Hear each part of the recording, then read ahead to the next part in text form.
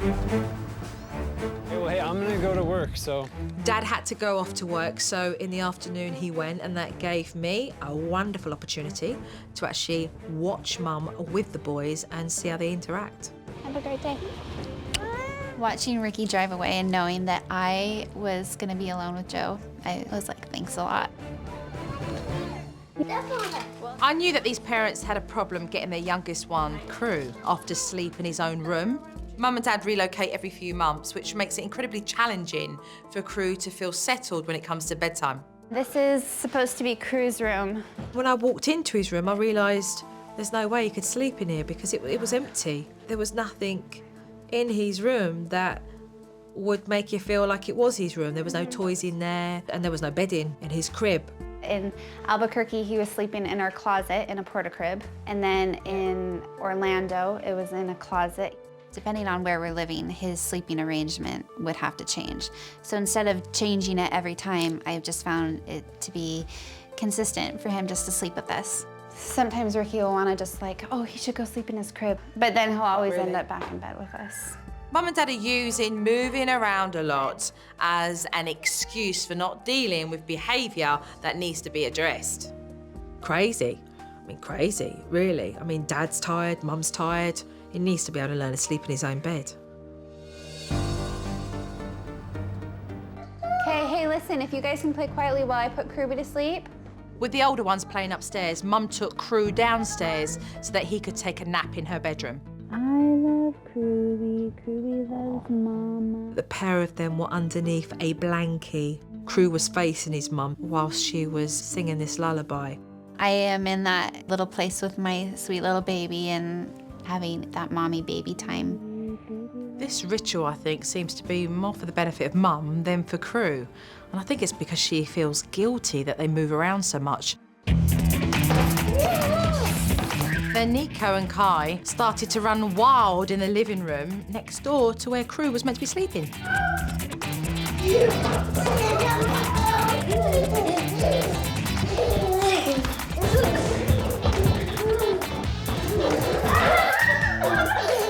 If Mum tells his kids to go up to the playroom and play in there while she gets the little one to sleep, they should understand that this is the time of day where they have to keep the volume down, the little one has to sleep. There's no consideration for the rest of the family members. And so, you know, that's something that Mum's gonna have to teach these boys. Hey, Nico, come here. I was trying to put Kruby to sleep and you guys were running all around, yelling, making noise. It wasn't very helpful for me. Oh, okay. I knew that Mum wasn't going to calm down this unruly behaviour from the older boys with this gentle, soothing voice, and they carried on.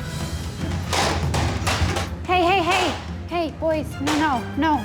My kids were misbehaving, but I felt powerless not to be able to say, hey, knock it off and be heard. As soon as Dad came home, I just knew that I'd seen enough from this family and was looking forward to the family meeting. So tomorrow, I'd love to sit down with the pair of you and, you know, let's just iron out some of these issues. It's gonna be probably tough. She's probably gonna lay into us a little bit. Good night. Bye. I'm expecting to get hammered.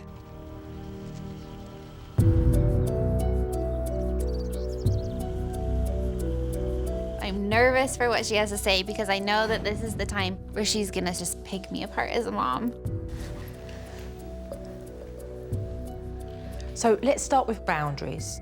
Not being able to say no to the kids leads them in a place and feeling like everything is yes. Yeah.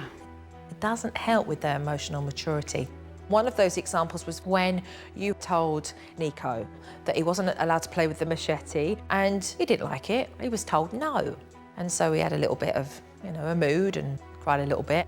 I just feel like I've put them through so much the last year that why not make one little thing a little bit easier for them to deal with.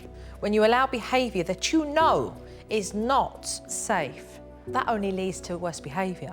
Allowing Nico to play with the machete set precedent over the importance of setting boundaries and having rules and following through with discipline. So you're going to start to recognise what's important and the bigger picture of everything and what isn't. Yeah. Balance. Let's talk about your travelling. You're making big moves. Every 3-4 months, you're going from one state to the next. So Creating stability for your family is incredibly important. Everything you're teaching your children will need to be established and put in place in whatever house you end up in that you call a home. That makes sense. So let's talk about Cru's bedtime. Are we both in agreement that we don't want the little one in the bed anymore? Gosh, yeah, look at these bags. Yes, please. However, nothing's being done to stop that from happening. Why? Usually somebody can't handle him crying so much, and so... You just point to me. Yeah, a little bit. And so then it's like, you know, he ends up back in our bed. What is it that you think's going on when he cries? He's scared. He doesn't know where he is. Things are crazy. We move into a new apartment. Boxes are everywhere. I just don't want him to feel anxiety or, He's 21 months, though. I think she looks into it too much. Like, I think she's I don't think so. overanalyzing the... I don't think so. I know he knows when, you know, feels the stress of me even. Like when I'm stressed out, you know, those... Yeah, exactly. He probably feels your stress. I think Cru sleeping in a bed with you two brings not just comfort to Cru, but also brings comfort for you.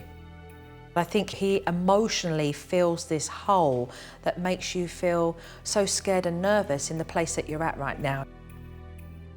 I've never thought about it, but yeah. So what we're going to do is teach Cru how to very happily go to bed. He's waiting for you guys to teach him. That would be great. The next thing is us not talking anymore and putting it into action and doing what's necessary. Yeah. So we're all on board. Yeah.